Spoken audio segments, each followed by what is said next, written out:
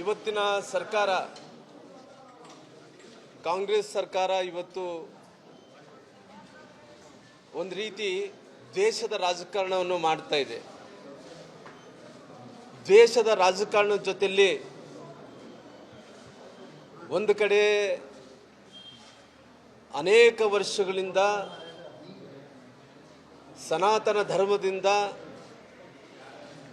ಬಹುಶಃ ರಾಮ ಮಂದಿರ ಆಗಬೇಕು ಅನ್ನೋಂಥ ಸಂಕಲ್ಪ ಏನಿತ್ತೋ ದೇಶದ ಪ್ರಧಾನಮಂತ್ರಿಗಳಂತ ನರೇಂದ್ರ ಮೋದಿಜಿಯವರ ಸಂಕಲ್ಪವನ್ನು ಈಡೇರಿಸುವಂಥ ಕೆಲಸ ಮಾಡಿದ್ದಾರೆ. ಒಂದು ಕಡೆ ನೋಡಿ ಯಾವ ರೀತಿಯಲ್ಲಿ ಅಂದರೆ, ಒಂದು ಕಡೆ ಅಯೋಧ್ಯೆಯಲ್ಲಿ ರಾಮ ಮಂದಿರವನ್ನು ಉದ್ಘಾಟನೆ ಸಮಯವನ್ನು ಕೂಡ ನಿಗದಿಪಡಿಸಿದ್ದಾರೆ. ಒಂದು ಕಡೆ ಈ ಸರ್ಕಾರ ಕಾಂಗ್ರೆಸ್ ಸರ್ಕಾರದ ಮುಖ್ಯಮಂತ್ರಿಗಳು ಆ ಸರ್ಕಾರ ಹಳೆ ಸುಮಾರಿಗೆ 31 ವರ್ಷಗಳ ಹಳೇ ಕೇಸುಗಳನ್ನು ತೆಗೆದು ಪುನಃ ಅವ್ರನ್ನ ಅರೆಸ್ಟ್ ಮಾಡೋಂಥ ಕೆಲಸ ಮಾಡ್ತಾ ಈ ಸರ್ಕಾರ ಹಿಂದೂ ವಿರೋಧಿ ಸರ್ಕಾರ ಅಂತೇಳಿ ಹೇಳಬೇಕಾಗುತ್ತೆ. ಬಹುಶಃ ನಾನು ಈ ಸರ್ಕಾರಕ್ಕೆ ಕೇಳ್ತೀನಿ, ಶ್ರೀರಾಮಚಂದ್ರನ ಪ್ರಭುನೇ ಕಾಲ್ಪನಿಕ ಅಂದಂಥ ಜನರಿವರು.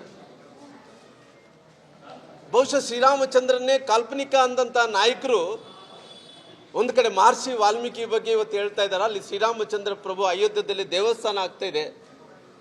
ಆ ದೇವಸ್ಥಾನಕ್ಕೆ ಇವತ್ತು ಮಹರ್ಷಿ ವಾಲ್ಮೀಕಿ ದೇವಸ್ಥಾನ ಇರಬೇಕು ಅನ್ನೋಂಥದ್ದು ಅವರು ಒಂದು ಕಡೆ ಹೇಳಿಕೆಯನ್ನು ಕೊಡ್ತಾ ಇದ್ದಾರೆ.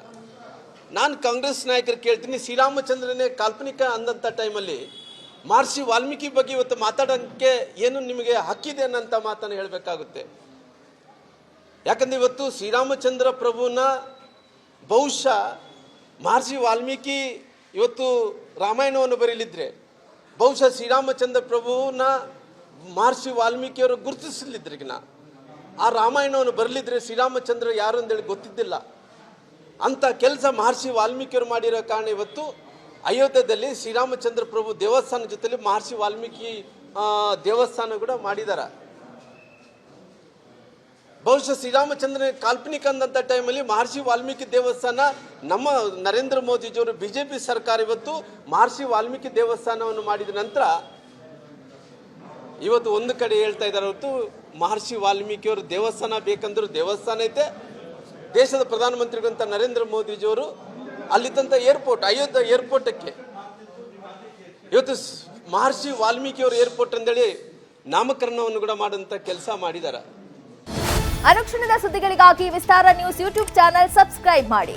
ಹೊಸ ಸುದ್ದಿಗಳ ನೋಟಿಫಿಕೇಶನ್ಗಾಗಿ ಬೆಲ್ ಐಕಾನ್ ಕ್ಲಿಕ್ ಮಾಡಿ.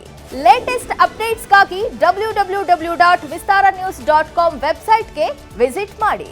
ಅಂಗೈಯಲ್ಲೇ ಜಗತ್ತಿನ ಸುದ್ದಿ ತಿಳಿಯಲು ವಿಸ್ತಾರ ನ್ಯೂಸ್ ಕನ್ನಡ ಆಪ್ ಡೌನ್ಲೋಡ್ ಮಾಡಿ.